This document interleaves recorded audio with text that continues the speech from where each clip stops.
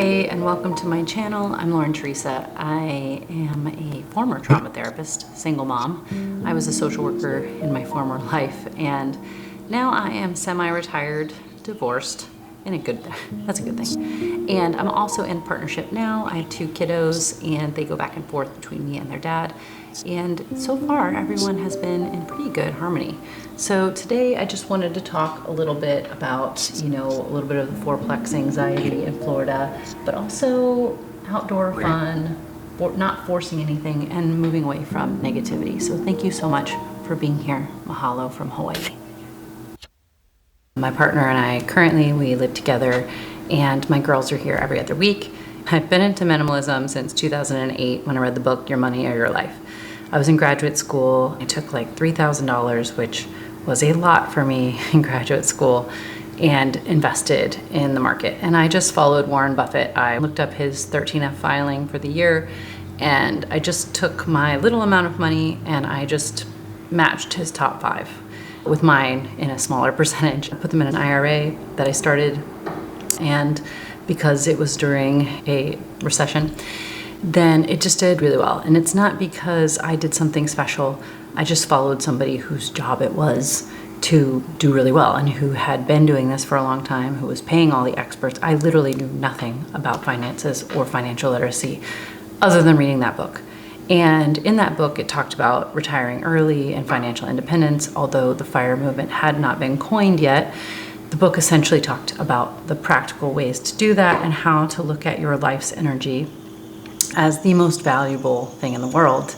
So there's no amount of money that you can be paid that is good enough to exchange work for, right? So, and that may not be for everyone. I resonate with it. I saw a creator who talked about minimalists being only about maybe 20% of the population, or people that are into slow living, minimalism, and a frugal lifestyle who would rather live freely than do the traditional route of 9 to 5 till you're 65, etc.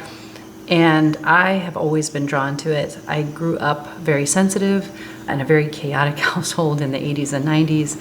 Like I said, I became a trauma therapist, and I did it sort of in a way to understand myself, my family of origin, and in many ways to save them and to save myself. Turns out when you do that, that is a very strong recipe for burnout, which I did.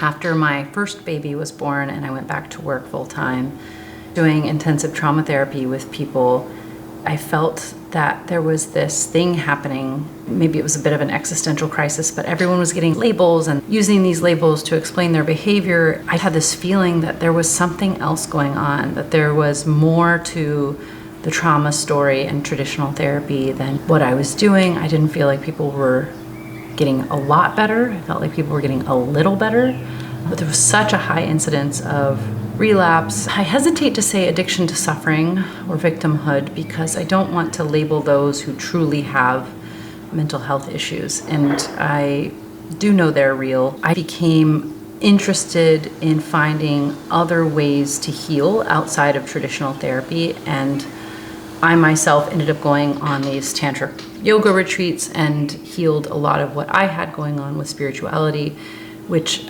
I felt just led me to my truth. We don't really have the past or the future, we just have right now. And instead of telling the old story, I started telling a new, abundant, happy, vibrant story.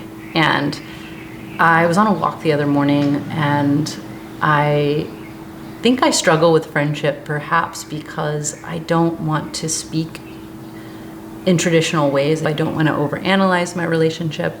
I'm very happy with my partner. I have no desire to change my relationship status. I'm not constantly questioning what's going on there. I have this idea that things will just sort of naturally happen, and I get to focus on me and my life. Some people call that decentering a relationship. I've shifted my friendships from mentorship, advice giving, exchange to mutually sharing joy and ideas and questions. I talk to a lot of my closer friends about investing and spirituality and growth and excitement and what their hike in the woods was like today. What did they notice? And yeah, those are the types of people I tend to really want to have in my life, but I still have something going on around this negative aspect because it's still in my life. So I know I'm not completely healed there, but that's okay. It's all about just noticing. And I have discovered through following Abraham Hicks too, that negativity is just information for clarity. Negative experience gives us more clarity on who we are and what we want than positive experience. I have overconsumed, overspent, indulged in things in my life. I've had a big business with my ex-husband and found that it really didn't equate to the dream of happiness, and that happiness was more in, for me, living simply, slowly, not in material things outside of my basic needs. And I recently went on a low buy because during my separation and divorce, I had an overspending issue and some of my shopaholism came back. And I got really into cottagecore again. I wanted my home to be cozy and I wanted to be crafty. This spiritual, feminine medicine woman. And it turns out I can only be me. And I can enjoy and appreciate people on YouTube who are different than me and who are maybe some fantasy version of myself. But I've decided for now to get back into frugality and minimalism. So I opted for a low buy year and set all these rules and parameters for myself. And I'm glad I did, and I have broken some of them. But that's okay because it wasn't me. I was being influenced to do something somebody else was doing. I was trying to do 10,000 steps a day. I was trying to only buy 5 new pieces of clothing a year and adhering to a strict low buy.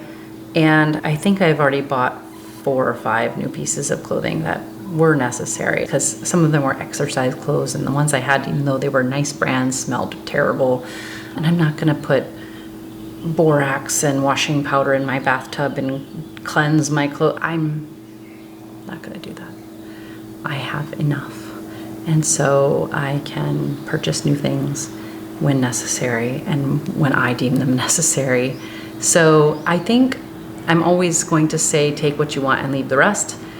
Yeah, because you are uniquely you, and you may see things around here that you might think, wow, that's so cool, or I like her earrings or her shirt or what, probably not today, but yeah, it's just a communal place to be and to feel comforted about slow living and frugal living and community and finding your people who are happy, joyous, and free. And that's what I really want this channel to be about. So if you're into that, please like and subscribe. I have, I think, 373 subscribers now. I'm so excited. I told myself through selling my business, I'm getting bought out over the next 3 years. And so I'm giving myself this 3-year window to ramp up my YouTube channel in hopes that I don't ever have to go to a regular brick and mortar job. I have actually enough to be semi-retired for the rest of my life, but it's always nice to be able to have an extra vacation or see the world or something. I don't know that I even need to monetize on YouTube, but I'm here to help.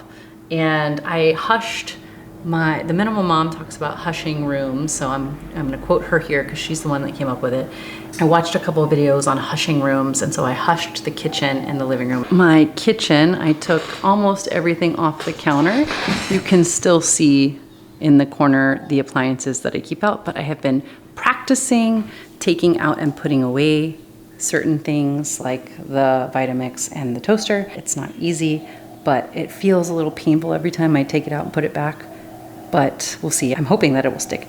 And then my living room, I took off all but one piece of art. I've kept my rug, but I'm gonna remove that chair. I removed the curtains and everything from our lanai.